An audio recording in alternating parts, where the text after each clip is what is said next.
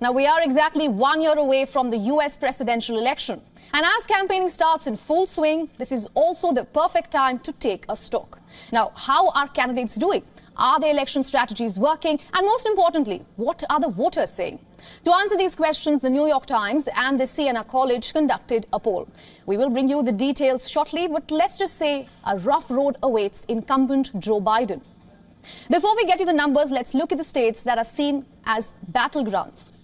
Now, these states, Wisconsin, Nevada, Arizona, Michigan, Pennsylvania and Georgia, these 6 states are also known as swing states, which basically means that these states could end up being the game changer, which is why the numbers we are going to show now matter the most. We are looking at Joe Biden and Donald Trump, who are likely going to be the last men standing from both the red and the blue camps.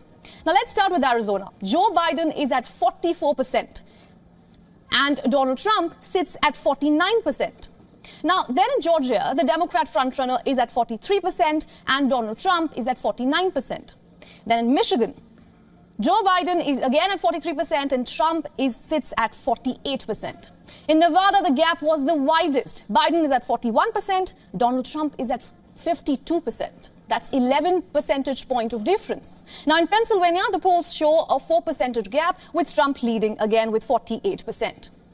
And lastly, Wisconsin. It is the only state where Joe Biden maintains a lead, but it is just a slim 2 percentage points between 47% and 45%. So it might be too soon to celebrate that for the Joe Biden camp.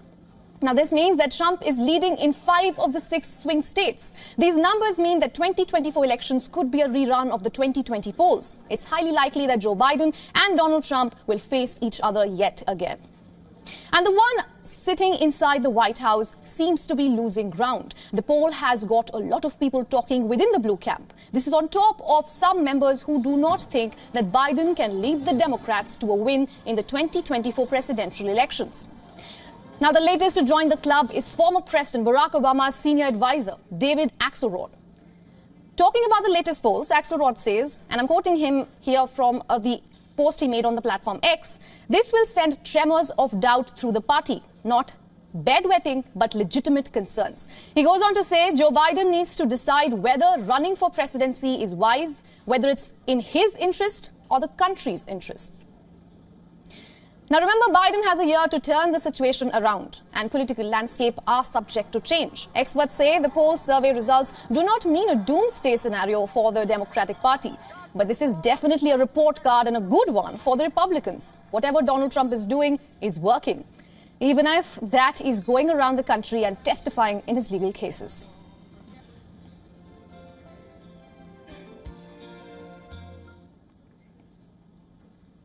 Now, to decode this further and the American politics, we are being joined by Ray Locker. He is a senior journalist and author from Washington, D.C. Welcome to the broadcast, Ray. Thanks. It's good to see you. I want to straight up ask you, why are Americans so upset with the sitting U.S. president? Well, there's a feeling that the economy isn't going well. I think that's erroneous, but there is that feeling. A lot of people are upset about inflation, gas prices. A lot of things cost more than they did when Trump was president, in part because the economy slowed so much during 2020. But there's just a general unease with what's happening with Biden. And then you add, the wars in Ukraine and the Middle East, and a lot of challenges for the incumbent president. Right, Clay. What do you think Joe Biden should do in the next 1 year to actually change this around? Well, look, in 2011, Barack Obama in one poll was behind, and somebody said he had a 17% chance of getting reelected. He won by 4 percentage points with 51% of the vote. So polls at this time in an election cycle are often misleading. They're not a predictor, they're a snapshot. I think the economy will continue to get better. So I think that helps an incumbent president. Trump is going to testify today in one court case. He has 3 other ones that he has to weather. He has people who are still challenging him for the Republican nomination.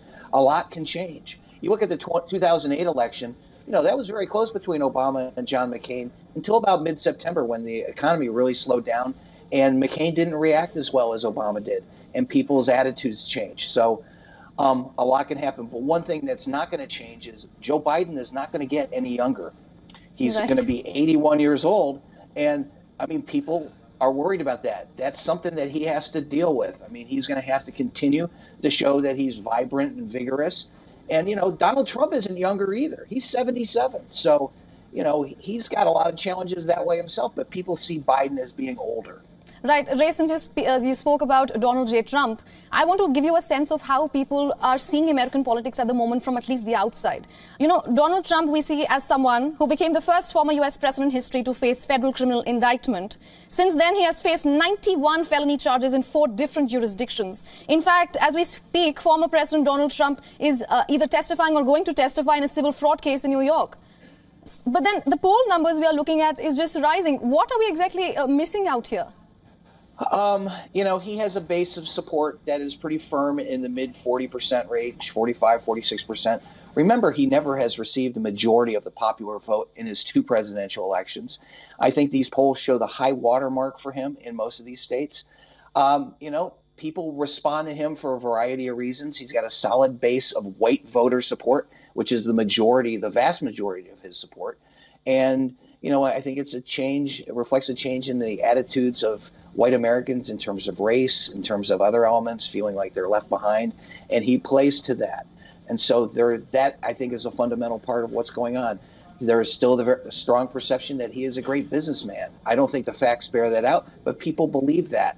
And so when they look toward the economy, they think he's a guy who can make that work for them and for the rest of the country. I also don't agree with that perception, but it exists, and people who believe that way are going to vote, according to their beliefs. And I think that's the fundamental part of his support. All right, Ray, thank you so much for decoding American politics for us, and thank you for joining us here on Beyond. You're welcome. Thanks.